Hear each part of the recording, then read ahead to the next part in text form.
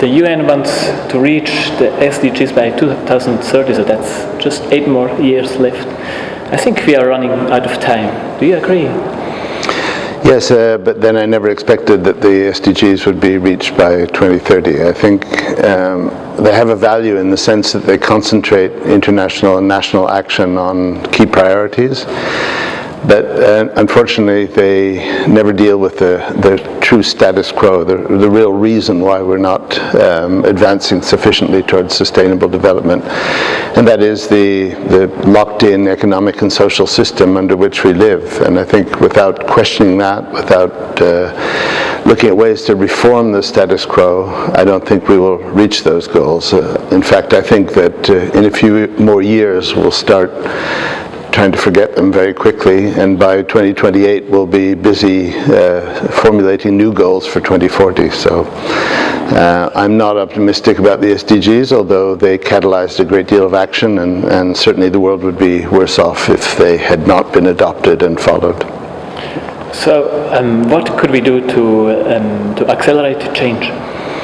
Well, I think we're far too dependent. We, the citizens, we, the public, are far too dependent on our government. So we put far too much hope and expectation in the governments taking the appropriate action. And in fact, governments don't lead, they follow. And they follow signals. And it's very important that strong signals come from the public to the effect that government action is simply insufficient, that the government is still too dominated by special interests and lobbies, and that the citizens are going to translate their unhappiness into different voting patterns. That's the only way I think you can get governments to move at speed. So I think that we need to put our faith much more in civil society and social movements, in the forward-looking corporations, and backing, of course, the progressive elements within governments and parliaments. Now we do have, let's say, thousands of organizations working in sustainability. So do we need to join our forces and better to combine the forces? Yes, a recent book by Julian Hymans and Harry Timms called New Power makes the point that the way in which we go about seeking change is changing fundamentally. And that instead of counting on our governments to do the right thing, we are taking things into our own hands. And this means the combination, the confluence of all sorts of different efforts. There's not one party that can deliver sustainable development.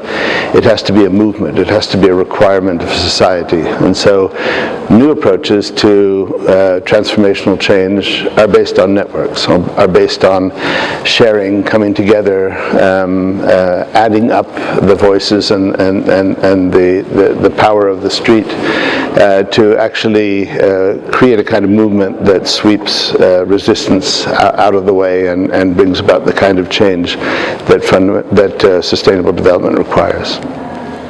So is this focus on network, is this the reason why you joined an SDSN? Yes, I mean, I have worked all my life in trying to promote sustainable development. I was among those that helped define it right in the beginning.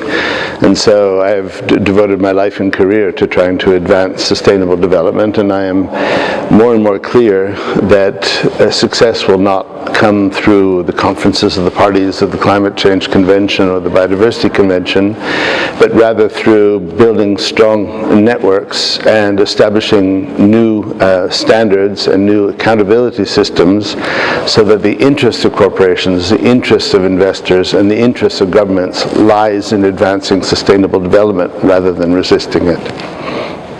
Now, where do you see the role of Switzerland? Which fields can we do more than other countries? Well, first of all, the Swiss democratic system allows popular initiatives and referenda, and so there is a mechanism for Swiss citizens to advance their interests even where Parliament is going too slowly. But beyond that, Switzerland is a rich country. It's a country known for technological innovation. It's a neutral country. It's acceptable around the world. So I think that Switzerland should be showing a great deal more leadership internationally than it is is at present. And then I think the response to that leadership would be very positive, because Switzerland is in many ways not a threat to the big power groups, and respected for its democracy, its openness, its transparency, the rule of law, and therefore I think Switzerland could and should play a more active role. Now everybody in Switzerland is looking towards a war which just started, which is taking up resources, which is certainly not in the sense of the Sustainable Development Goals. Do you think we have to give up neutrality to attain sustainability? It really depends on how you want to define neutrality. The traditional Swiss approach of sort of keeping out of everything and not commenting on anything and not joining any movements against things that we disapprove of, I think is fading away. Switzerland is extraordinarily linked not only to its European neighbors but to markets around the world, and this idea of Switzerland living in isolation, I think, is a thing of the past. That said, I think Switzerland gains from its neutrality and should not, for example, consider joining NATO or any other defense alliance, but nevertheless can follow in terms of the actions that are taken by other groups in cases where international law is blatantly violated. And now those goals, some of them may be conflicting. So if you think of electric cars, you will use a lot of resources, which could be usable for nature. Do we have to set priorities between those SDGs?